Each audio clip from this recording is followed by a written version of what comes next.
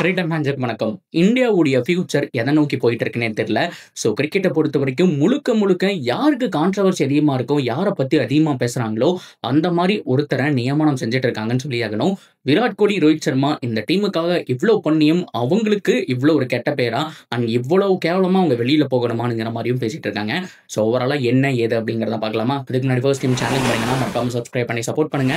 அப்பதான் அப்டேட் எல்லாமே உங்களை வந்து சேரும். சரி வாங்க வீடியோக்குள்ள போலாம். ஸோ 2026 அதில் T20 வேர்ல்ட் கப் வருது அப்படிங்கிற விஷயம் நமக்கு தெரியும். ஸோ அதுக்கு அடுத்த வருஷம் வந்துட்டு ODI வேர்ல்ட் கப் வருது. ஸோ விராட் கோலி, ரோஹித் சர்மா இவங்க 2 பேருமே 50 ஓவர் போட்டிகள் மட்டும்தான் ஆடுறாங்க. ஸோ அப்படி பார்க்கும்போது அதுக்கு அடுத்த வருஷம் வரக்கூடிய அந்த உலகக்கோப்பை விளையாடிட்டு தான் போவாங்க அப்படிங்கிற மாதிரி எக்ஸ்பெக்ட் பண்ணிட்டு இருந்தோம். ஆனால் இவங்க பண்ணக்கூடிய ஒரு சில விஷயங்கள் எல்லாம் பார்க்கும்போது அப்படி தெரியல. ஸோ இப்போ கௌதம் கம்பீர் கோச்சா மாறினதுக்கப்புறம் டீமுக்குள்ள பல மாற்றங்கள் நடந்துச்சு. இன்ஃபேக்ட் விராட் கோலியே ஸோ அந்த சமயத்தில் ஒரு டக்குன்னு ஒரு ரிட்டைர்மெண்ட் அனௌன்ஸ் பண்ணோடையுமே ஒரு ஸ்பைக் ஆச்சு. ஸோ அதுக்கப்புறம் அஸ்வின் அவர்கள் தானாகவே போனார். ஸோ அதுக்கப்புறம் ரொம்ப முக்கியமாக ரோஹித் சர்மாவும் அந்த ஃபார்மெட்லேருந்து விலகிற அப்படிங்கிற மாதிரி சொன்னார். ஸோ அவங்க வந்ததுக்கப்புறம் தான் இவ்வளோ பிரச்சனையா அப்படிங்கிற மாதிரியும் ஒரு சில பக்கம் பேசிகிட்டு இருக்கும்போது, அடுத்ததான் அவங்க விளையாடுறது ODI மட்டும்தான். அதுலேயும் பார்த்தோம் அப்படின்னா இப்போ கேப்டன்சி ரோஹித் சர்மா கிட்ட இருந்து மாற்றப்பட்டிருக்கு அப்படிங்கிற மாதிரி தான் சொல்லியாகணும்.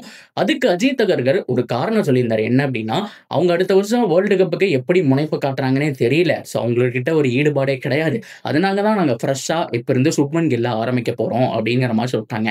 டீமுக்குள்ள ஒரு சில இஷ்யூஸ் இருக்குங்கிறது இதை வச்சு நல்லாவே தெரியுது அப்படிங்கிறத மாற்றமே கிடையாது. ஓப்பனாக ப்ரெஸ் மீட்டில் சொல்லக்கூடிய விஷயம் தான். நீங்கள் போய் அந்த பாயிண்ட் எல்லாம் அவன் கூட வெரிஃபை பண்ணி பார்க்கலாம். அவர் சொன்ன விஷயம் என்ன அப்படின்னா, ரோஹித் சர்மா அண்ட் விராட் கோலி அவங்ககிட்ட இருந்து ODI வேர்ல்ட் கப்புக்கான ப்ரிப்பரேஷன் கிடையாது, எப்படி இருக்க போறாங்கிறது கிடையாது. அதனால தான் கேப்டனை கில்லுக்கு கொடுத்தோம் அப்படிங்கிற மாதிரி சொல்லிட்டாங்க. ஸோ இன்ஃபேக்ட் ரோஹித் சர்மா கிட்ட கூட பேசினாங்களா இல்லையா அப்படிங்கிற விஷயம் தெரியல. ப்ரெஸ் மீட்ல கான்ட்ரவர்சியா போயிட்டு இருக்கிற விஷயம் இதுதான். ஸோ கௌதம் கம்பீர் உள்ள வந்ததுக்கப்புறம் பல மாற்றங்கள் வரும் அப்படின்னு எதிர்பார்த்தோம். ஆனால் ஹர்ஷித் ராணாக்கு பல வாய்ப்புகள் தொடர்ந்து வழங்கப்படுது. அவர் ஃபெயிலியர் ஆனா கூட அந்த இடத்துல ஏகப்பட்ட பவுலர்ஸ் இருக்கிறாங்க. இப்போ பவுலர்ஸ் அப்படின்னு சொல்லிட்டு இந்தியன் டீம்ல பெருசா யாருமே இல்லை. பும்ராவை கழிச்சுட்டா அதுக்கப்புறம் ஹர்தீப் சிங் ஒரு பர்சன்டேஜ் செமையா பண்ணிட்டு இருக்காரு. அவரை தாண்டி பெருசா சொல்லிக்கிறதுக்கு யாருமே இல்லைன்னு சொல்லி ஆகணும். இந்த பவுலிங் யூனிட்டை வச்சுட்டு எப்படி பண்ண போறாங்க? ஸ்பின்னர்ஸ் விட்டுருங்க, ஃபாஸ்ட் பவுலர்ஸை பத்தி பேசிட்டு இருக்கோம். என்ன பண்ண போறாங்க அப்படிங்கிறதே மிகப்பெரிய டவுட் தான் அப்படிங்கிறதும் மிகப்பெரிய ஒரு கேள்விக்குறியா இந்தியன் டீமுக்கு இருந்துட்டு இருக்கு. இந்தியன் டீமுடைய பவுலிங் ஃபியூச்சரை பொறுத்த வரைக்கும். அதை தொடர்ந்து விராட் கோலி அண்ட் ரோஹித் சர்மா இந்த டீமுக்காக எவ்வளோ பண்ணியிருக்காங்க லாஸ்ட் ஒரு 10 இயர்ஸ்க்கு மேலேங்கிறது நமக்கு தெரியும். அப்படி இருந்தும் அவங்களுக்கு ரெஸ்பான்ஸ் அப்படிங்கிறது வந்துட்டு யாருமே கொடுக்க மாட்டேறாங்க. ரெஸ்பெக்ட் அப்படிங்கிறதும் கொடுக்க மாட்டேறாங்க. ஸோ ரோஹித் சர்மா பொறுத்த வரைக்கும் கேப்டன்சி பிரில்லியண்டாக பண்ணிட்டு இருக்காரு. அவருக்கு தேவையான எல்லாமே கிடைச்சிருச்சு. அண்ட் ரொம்ப முக்கியமாக ஃபைனல் வரைக்கும் நம்ம வந்துட்டு உலகக்கோப்பையில் போனோம். ஸோ அது ஒரு சின்ன விஷயம்னாலும் தோத்துட்டேன்னு சொல்லி ஆகணும். மற்றபடி அந்த டோர்னமெண்ட் ஃபுல் டாமினேட் பண்ணிட்டு இருந்தோம். அண்ட் T20 வேர்ல்ட் கப் சொல்லவா வேணும். அண்ட் சாம்பியன்ஸ் ஆஃபையும் நம்ம ஜெயிச்சாச்சு. ஒரு கேப்டனா என்ன பண்ணணுமோ ஸ்குவாடெல்லாம் பக்காவாக சூஸ் பண்ணி பக்காவான பவுலிங் யூனிட், பேட்டிங் யூனிட்டோட கொண்டு வந்துட்டு இருந்தாரு. ஸோ அப்படிப்பட்ட ரோஹித் சர்மாக்கு ஒரு ரெஸ்பெக்ட் கொடுக்காம, ஒரு ஃபேர்வெல் கொடுக்காம டக்குன்னு கேப்டன்சி மாத்துறது அப்படிங்கிறது ஒரு நார்மலான ஒரு விஷயமா வந்துட்டு மக்கள் கிட்ட பார்க்க முடியாது. எல்லாருமே கொந்தளிச்சிட்டு இருக்கிறாங்க அப்படிங்கிற மாதிரி சொல்லியாகணும். அண்ட் விராட் கோலி அவரை பொறுத்த வரைக்கும் அவரே ஒதுங்கிட்டாலுமே இப்போ மேலும் மேலும் ஒதுக்கப்படுறார் அப்படிங்கிறது தான் உண்மையான விஷயம். அண்ட் கேப்டன்சி பொறுத்த வரைக்கும் KL ராகுல் இருக்காரு. அது போக சூரியகுமார் யாதவே இந்த ஃபார்மேட்டுக்கு கேப்டனா போடலாம். எக்ஸ்பீரியன்ஸ் பிளேயர் இருக்காங்க, ஒரு சஞ்சு சாம்சனை ட்ரை பண்ணலாம். அப்படிலாம் இருக்கும்போது கில்ல ட்ரை பண்றாங்க. ஸோ கில்ல பொறுத்த வரைக்கும் ஒரு யங்ஸ்டர், அது மட்டும் இல்லாமல் IPL லீட் பண்ணியிருக்காரு அப்படிங்கிறது உண்மைதான். பட் ரீசெண்ட் டைம் ஃபார்ம் ரொம்ப கேவலமாக வச்சிருக்கிறாரு. அவருக்கு கொஞ்சம் இந்த கேப்டன்சி எல்லாம் இல்லாமல் ரிலீஃப் கொடுத்தோம் அப்படின்னா வேற லெவலில் பேட்டிங்கில் கான்சென்ட்ரேட் பண்ணி அவருடைய பழைய ஃபார்முக்கு வருவார். இருந்தாலுமே கேப்டன்சி அவருக்கு தான் கொடுப்போம் அப்படிங்கிற மாதிரி நின்றுட்டு இருக்காங்க.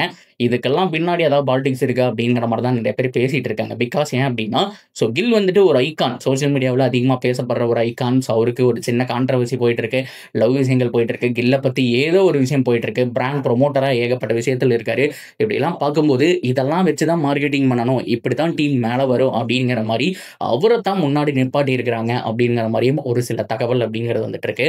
ஸோ ஓவராலாக இந்தியன் கிரிக்கெட் டீம் எப்படி இருந்த டீம் எப்படி ஆயிடுச்சு அப்படிங்கிற மாதிரி தான். MS தோனி அவர்கள் இருந்த வரைக்கும் அவர் தாங்க 3 ஃபார்மேட்டே வந்துட்டு செம்மையாக பண்ணிட்டு இருந்தாரு. 2014 டெஸ்ட் ஃபார்மேட் அடி வாங்கினதுக்கப்புறம் சரி நம்ம டைம் முடிஞ்சு போச்சு, விராட் கையில் நம்ம ஹேண்ட் ஓவர் பண்ணுவோம் அப்படிங்கிற மாதிரி அந்த ஃபார்மேட் ஃபெயிலியர் ஆனதுக்கப்புறம் அவரே ஒதுங்கினார் அப்படின்னு சொல்லி ஆகணும். அதே மாதிரி ODIயும் பார்த்தோம் அப்படின்னா, ஸோ அது ஃபெயிலியர் ஆனதுக்கப்புறம் T20 ODI அதுக்கப்புறம் வந்துட்டு போனார். ஸோ இந்த மாதிரி ஏகப்பட்ட பிளேயர்ஸ், ஒரு விராட், ரோஹித், அது மட்டும் இல்லாமல் MS, இது மாதிரி நிறைய பேர், கங்குலி முதற்கொண்டு நிறைய சொல்லிகிட்டே போயிட்டு இருக்கலாம். அப்படி இருந்த டீம் இப்போ தேஞ்சிக்கிட்டே போயிட்டு இருக்குன்னு சொல்லி ஆகணும். முழுக்க முழுக்க பணம், பாலிடிக்ஸ் அப்படிங்கிற மாதிரி வந்துட்டு முழுசாக மாறிடுச்சு. மற்ற டீம்லாம் ஃபைட் பண்ணிட்டு இருக்காங்க. ஒரு ஆப்கானிஸ்தான் பொறுத்த வரைக்கும் ஒரு நார்மல் டீமு, அவங்க எவ்வளோ தூரம் ஃபைட் பண்ணி ஆஸ்திரேலியா மாதிரியான டீமை பீட் பண்ணுறது, எப்படியோ ஒரு செமிஃபைனல் புஷ் பண்ணுறது, அந்த மாதிரிலாம் பண்ணிட்டு இருக்கும்போது இந்தியன் டீம் நல்ல பெட்டர் ஸ்குவாடை வச்சுட்டு, பெட்டர் யூனிட்டை வச்சுட்டு தேவையில்லாத ஒரு சில விஷயங்கள்னால டவுனாக போயிட்டே இருக்கிறாங்க அப்படிங்கிறது தான் வந்துட்டு உண்மையான விஷயம். சரி, ஓகே, பொறுத்திருந்து பார்ப்போம். So Virat Kohli and Rohit Sharma is back அப்படிங்கிறதையும் சொல்லிக்கிறேன். ஸோ அக்டோபர் 19 நடக்கக்கூடிய அந்த ஒரு நாள் போட்டியில 2 பேருமே பங்கேற்பாங்க. ஸோ இதுக்கப்புறம் அந்த மேட்ச்ல நடக்கக்கூடிய விஷயங்கள வச்சே நம்ம கேதர் பண்ணிடலாம். இன்ஃபர்மேஷன்லாம் நெறைய கேதர் பண்ணிடலாம். எப்படி இந்த டீம் இருக்கப் போகுது அப்படிங்கிறத பொறுத்திருந்து பார்ப்போம். இத பத்தின உங்களுடைய கருத்துக்கள இன்னும் தாராளமா கமெண்ட்ல சொல்லலாம். இந்த மாரி இன்னொரு வீடியோவோட மீட் பண்றேன். See you soon guys.